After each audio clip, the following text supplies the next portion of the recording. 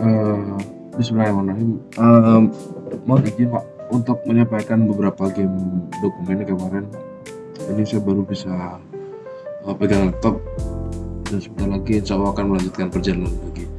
Jadi tentang game dokumen saya tentang game Jaka itu menceritakan tentang hack and slash. Jadi seperti ini konsep gamenya tentang satu hero Jaka ini dan enemy-nya adalah Belanda. Di tujuan gamenya nanti ada dasar nasionalisme, kemudian meningkatkan nilai artnya di situ, terutama di sisi Jawa Timur. Atau ada Jawara, kemudian banyak sekali pencak silat di sana gerakannya. Beberapa artnya kami hasilkan dari sini, konsepnya dari Jaka itu sendiri. Kemudian ini enemy-nya. Ini sudah low poly semua, sudah kami rigging. Nah, berikutnya kami inputkan pada dokumen berikut. Ada animationnya, mulai dari seperti ini. Kami kelompokkan sini untuk yang tipus. Yang pertama ini adalah yang player yang punyanya Jaka sendiri. Insya Allah di animatornya sudah ada animasi yang sudah aktif seperti ini. Begitu juga dengan animator blendernya, kita gunakan parameter seperti demikian Pak. Jadi ada input time, kemudian ada ini transform seperti ini. Kemudian juga di animator kita dua animator. Yang pertama itu adalah animator punyanya player, kemudian yang kedua adalah enemy animator. Jadi lebih kompleks yang enemy animator karena nanti ketika kondisinya terkena hit atau kick, dia ada di posisi fall atau jatuh. Seperti ini. Harusnya demikian.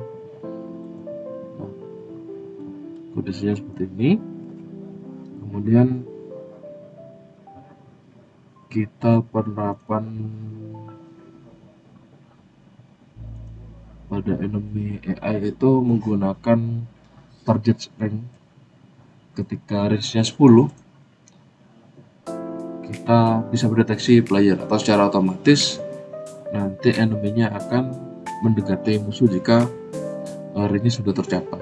Jika tidak tercapai, maka enemy itu akan diam atau patrol. Itu pada kegiatan idle. Kemudian pada animator player, dia dimulai dari blend tree yang mana itu idle, gerakan idle sini, kemudian masuk di punch, kick, kemudian block. Nah, kondisinya ketika block dia terus bergeraknya seperti ini. Jadi secara otomatis diklik satu kali dia akan mengeblok terus. Karena kondisinya nanti ketika enemy terkena kick atau punch, dia akan berkurang health-nya. Jadi tujuannya player atau user sendiri bisa mengetahui momentum kapan dia harus menyerang dikala animator block itu sedang bekerja. Dan lebih lengkapnya kira-kira seperti ini. Di aset rumah ini kita gunakan box collider, jadi tidak bisa tembus.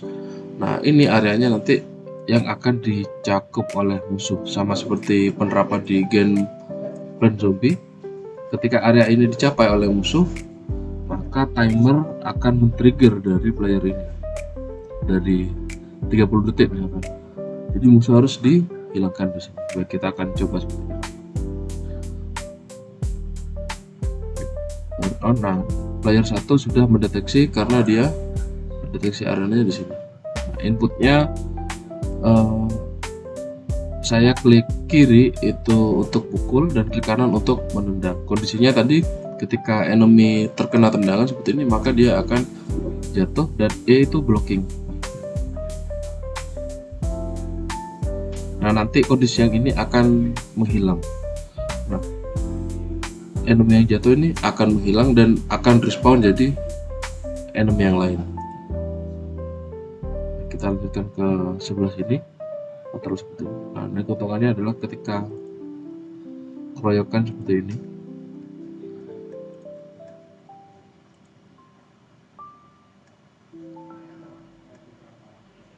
ya, akan mendeteksi gerakan seperti ini. Jadi kita harus tahu kapan memukulnya. Nah, kondisinya di sini ketika berkumpul, jadi player diberikan kesempatan untuk dash atau lari lebih cepat.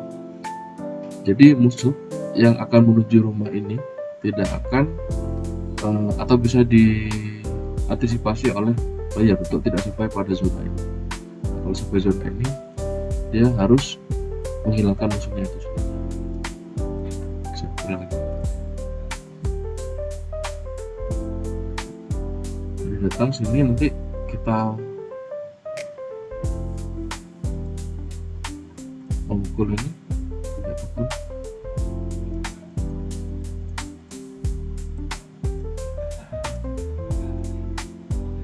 Dia blocking, maksudnya harus tahu.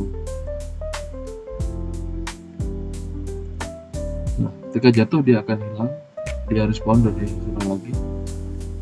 Ini karena tidak hilang barusan, nanti saya revisi. Jadi secara tidak langsung hack and slash ini tower defense-nya adalah area yang tidak dicapai. Nanti akan muncul headbar juga dari sini, kemudian ada timer untuk sisi fun atau ketertarikan. Untuk seri edukasinya kita membawakan gerakan dari pencak silat. Demikian.